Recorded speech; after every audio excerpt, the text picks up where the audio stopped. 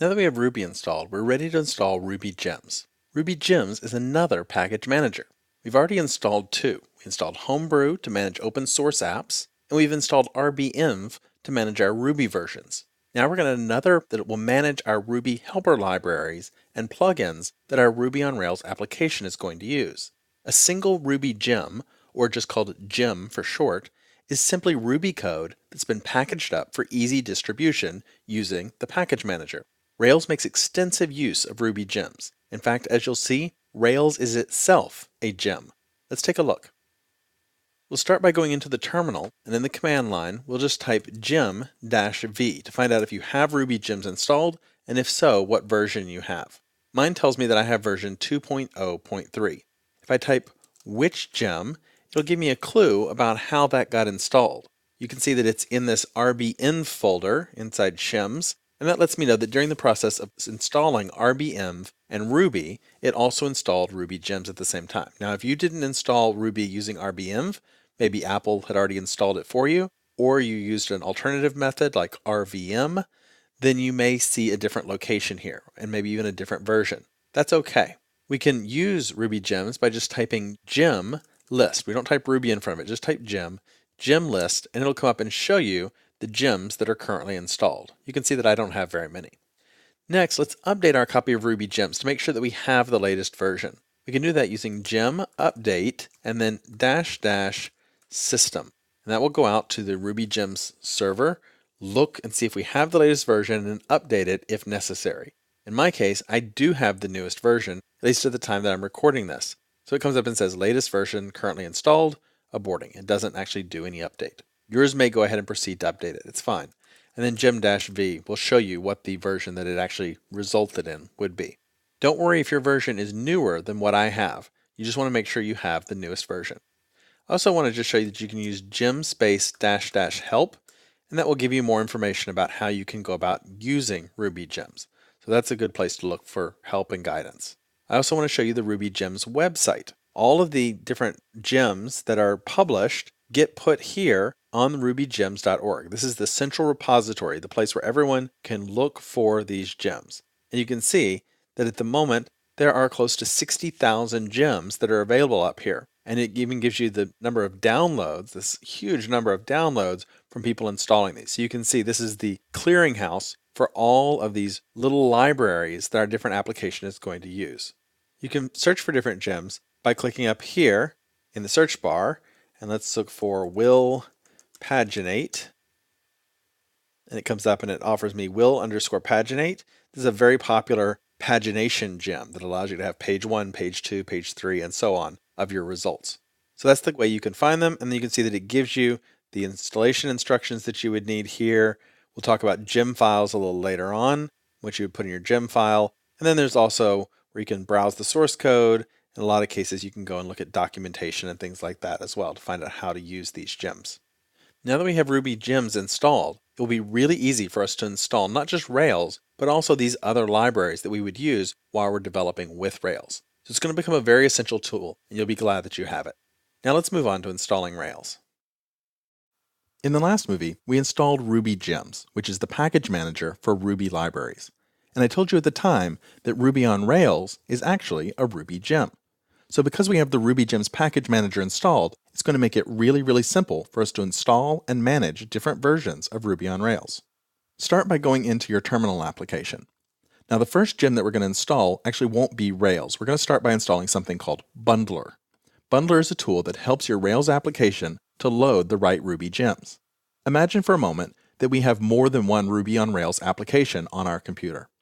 The first application might be older and want to use version 1 of a particular gem, while another more up-to-date Ruby on Rails application might want to use the newer version 2 of the gem. And many gems require other gems to function, and those have different versions too.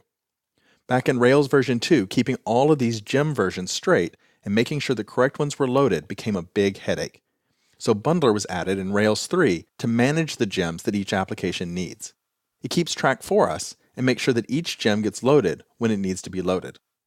You can install Bundler from the command line by typing gem install bundler. That command will tell the RubyGems package manager to go to the RubyGems website, to look for the latest version of Bundler, to download it, and then install it. and you'll see it comes up and says 1 gem installed at the end. Bundler allows us to run commands from the command line too. So you can type bundle and then something after it. We'll do that in just a moment, but remember that if you're using RubyGems like I am, then you need to type rehash whenever there's something that's going to have a command line command that needs to be available.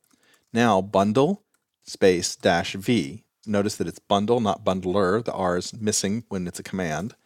It will come back and tell me the version of bundler that I have. And if I say which bundle, it'll tell me where it's located, and you can see that it's located in that RBN folder. The rehash command is what put it there.